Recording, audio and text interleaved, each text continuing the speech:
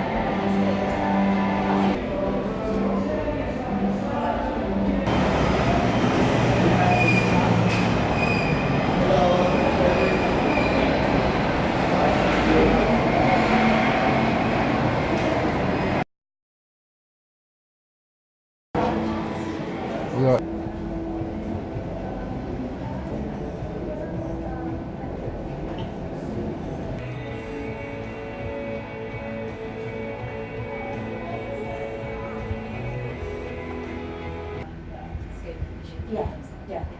Well, I can get on with you guys, but 5 minutes, yeah, that makes sense. Great. What do next? I'll get the phone.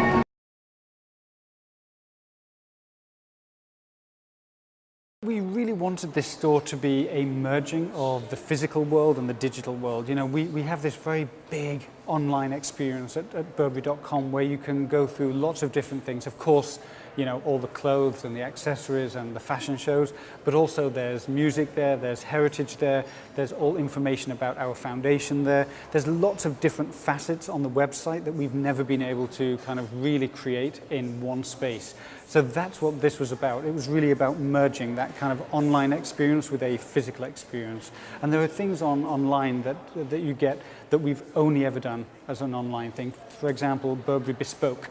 It's where you can basically custom make your own trench coat, and we've always done it as a digital experience, but now in Burberry Regent Street you've got it as a real physical experience as well.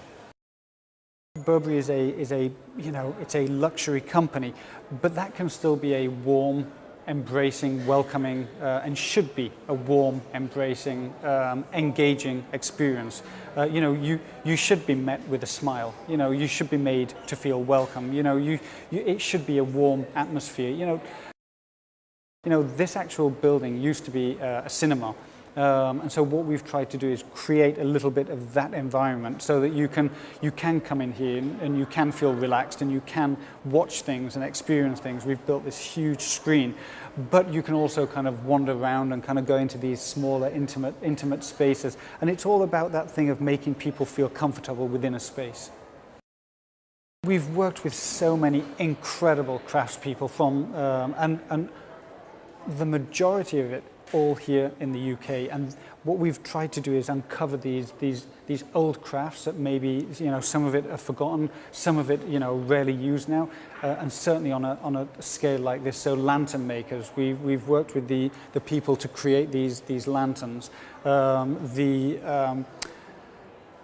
The door handles are a really good example because we found the old historic drawings of the big metal door handles that were never made. So what we've done, they were designed for the space, but I guess they were too expensive at the time. So what we've done is we've taken those architectural drawings and recreated them.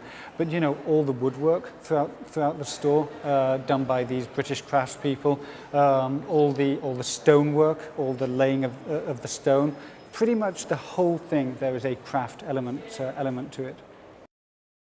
When we first got hold of the building, we knew we had one of the most beautiful buildings in London, in our eyes. But what we didn't know is this lantern room, the room that we're in now, existed. We knew that, you know, it was this wonderful space, but we had no idea that this lantern existed. So when we started kind of peeling away all the layers, and we discovered that, it was like a little dream. But that kept happening.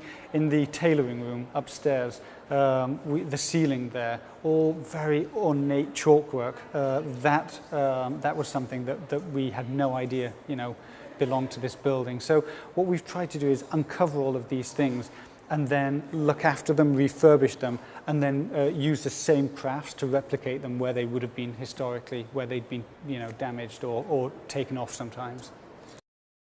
What we've tried to do is kind of understand kind of, you know, little bits of the history of the building. So for example, in the men's tailoring room, there used to always be a little men's tailor there many years ago. And so what we decided to do is when we found that little piece of history, we changed all the plans around to put all our men's tailoring in there, just because it felt like that was the home, you know, and that's what we've tried to do. You know, we've tried to be very we've tried to really understand the soul of the building and the history of the building and the crafts that have gone into the building and kind of put them all back.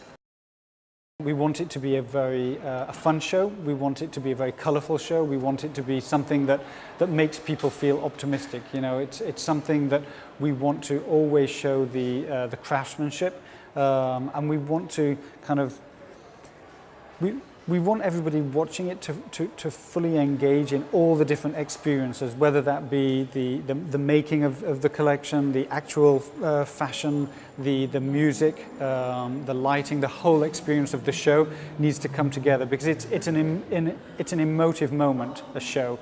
And so I hope that whatever platform people are watching it on, whether it's on their mobile device live or whether they're watching it live from Regent Street or live in Hyde Park, that they'll feel that emotion.